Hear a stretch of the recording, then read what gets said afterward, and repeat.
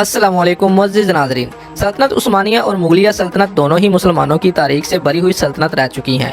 अगर इन दोनों में फ़र्क जानना है तो वो ये है कि सल्तनत उस्मानिया पूरी दुनिया के मुसलमानों की रहबर खिलाफत समझी जाती थी, यानी कि ऐसी रियासत जो मुसलमानों का दर्द रखती हो, जबकि मुगलिया सल्तनत मुहाज बर सगीर के मुसलमानों की नुमाइंदा सल्तनत ही समझी जाती थी।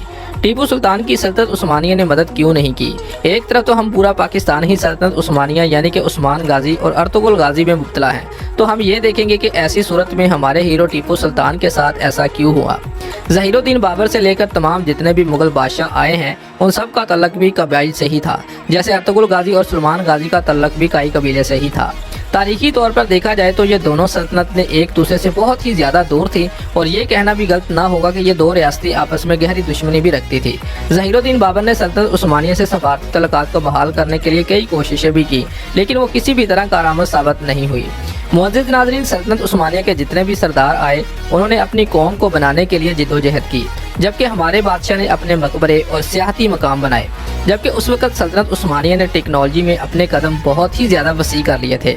इधर हमारे बरसगीर में मुसलमानों का एक बहुत ही जोशीला और बहादुर मर्द मुजाहिद मैदान में आ चुका था, जिसके तरीक़ी लफ़ाज़ रहती दुनिया तक याद रखे जाएंगे, जो कि कुछ इस तरह से है: शेर की एक दिन की ज़िंदगी गिदड़ की 100 साल ज़िंदगी से बेहतर है। और हमारे इस मुजाहिद का नाम था टीपू सुल्तान। आप लोगों को बताते चलें कि जैसे हिंदू माएँ अपने बच्चों को महमूद गज़नी का नाम लेकर सुलाती थी, उसी तरह अंग्रेज़ अपने बच्चों को टीपू सुल्तान का नाम लेकर सुलाती थी। मुअज़्ज़िज़ नाज़रीन, टीपू सुल्तान ने जिस तरह से फरंगियों का मुकाबला सीना तान कर किया था, आज के दौर में शायद ही कोई मुस्लिम लीडर अंग्रेज़ों को ललकारता हो। वैसे तो सल्तनत मुगलिया फ़ौज लिहाज से बहुत ही पावरफुल सल्तनत मानी जाती थी, लेकिन जब हुक्मरान अयाश परस्त हों तो सारी सल्तनत का स्ट्रक्चर ही खोखला होता रहता है।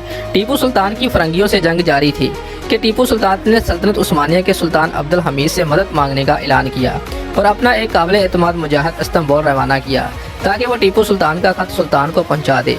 टीपू सुल्तान ने ऑफर भी दी थी कि अगर आप हमारे साथ इस जंग में खड़े होते हो तो फिर मैं हजाज मुकद्दस का आधा खर्चा उठाया करूंगा। लेकिन अब यहाँ पर तारीख को थोड़ा सा वाज़ेह किया जा रहा है कि सल्तनत उस्मानिया ने टीपू सुल्तान की मदद इसलिए नहीं की थी कि वो हमारे मुकाबले में सल्तनत ना खड़ी कर दे, जबकि हकीकत ये है कि उस दौरान सल्तनत उस्मानिया खुद यूरोप के साथ लड़ाई में मसरूफ़ थी और वो जंग हारने के करीब थी। जहाँ टीपू सुल्तान ने सल्तनत उस्मानिया से मदद की अपील की थी, वहीं सल्तनत उस्मानिया ने खुद मुस्लिम रियासतों के सरबराहान को खतूत लेकर उनसे यूरोप के खिलाफ जंग में मदद की अपील की थी।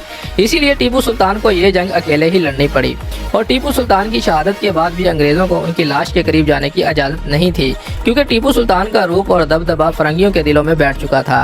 अब अगर हम यहाँ से एक सबक लेना चाहिए तो वो ये है कि बस नीयत हमारी साफ़ हो और अल्लाह पर पुख्ता यकीन हो तो कुफ्र के सामने डट जाने में हमारी भलाई है। अगर एक टीपू सुल्तान से बरतानिया इतना डरता है तो इस कौम में तो सैकड़ों हज़ारों टीपू सुल्तान पैदा हो सकते हैं, जो कि पूरे आलम कुफ्र को ईमान की ताकत से शिकस्त से दोचार कर सकते हैं। अल्लाह से दुआ है कि अल्लाह ताला हमारी आज की कौम में फिर कोई ऐसी अहमियत इस्लामी वाला जो कि वतन और आलम इस्लाम की सरबुलंदी की तरफ से काम करे। आमीन। दोस्तों, अगर आपको हमारी ये वीडियो अच्छी लगी है तो वीडियो को लाइक ज़रूर करें और हमारे चैनल को भी सब्सक्राइब करें। शुक्रिया। मज़ीद वीडियो के लिए हमारे चैनल को सब्सक्राइब करें, लाइक करें और बेल आइकन के बटन को प्रेस कर दें।